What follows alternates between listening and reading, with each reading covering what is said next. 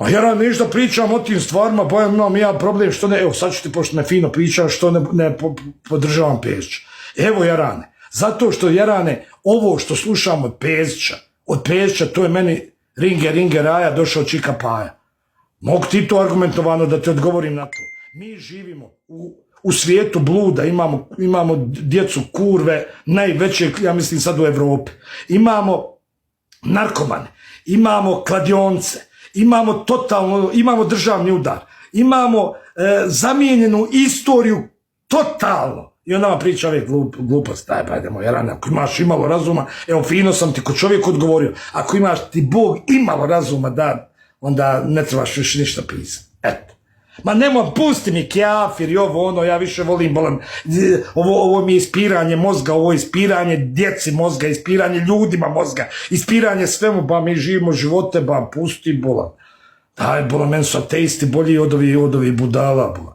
Pa ateista živi kako Bog zapovijeda,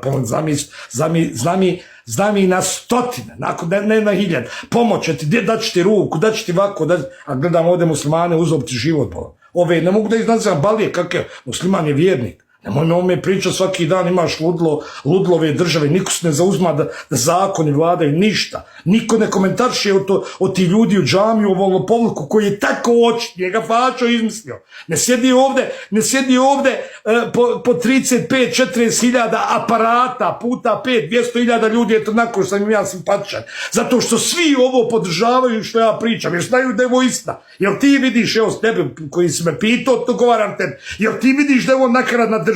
Jel se kod od ovih islamske zajednice buni, Pezićevu, kad torta, nabijem te na kurac i tebe i tortu. Znaš koliko me boli kurac? Ako će moje dijete ići zbog torte i ja u džehenem, da dajmo odmah idemo i nema smisla živci više. A da prolaze kamatari, narkodileri i ovi oni, onda meni taj islam ne odgovara mom razumu, ja idem u ateizam, ako ću me ubjeđivati u to. Ustani svaki musliman, po džamijama, pričajte ovo na hudbama, pričajte ovo na džumama. Odmah automatski prekidam presicu, imaju pametni ljudi od mene u džamiji koji će pričati tome, a ne pričaju trla baba la da joj prođe dan. Znaš kome je to, no uzmite abdest svako, znamo mi abdest uzmat, idi po obdaništima pa drži džumu oko abdesta. Hajde, ako ljudi ne znaju da onaj kako se uzma abdest, nemoj da smo muslimani, onda nemoj bogati bolan,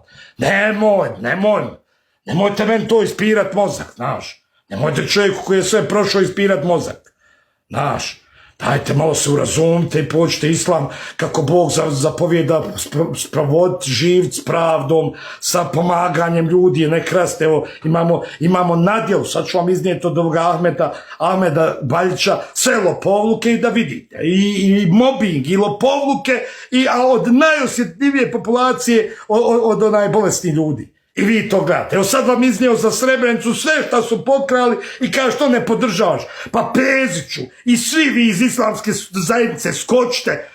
Jači od Fače ugasi presu kam ja ima pametni ljudi koji će ovo pričati, a ti Fače od Boga ti ufat se svog posla, a došao Faču da priča.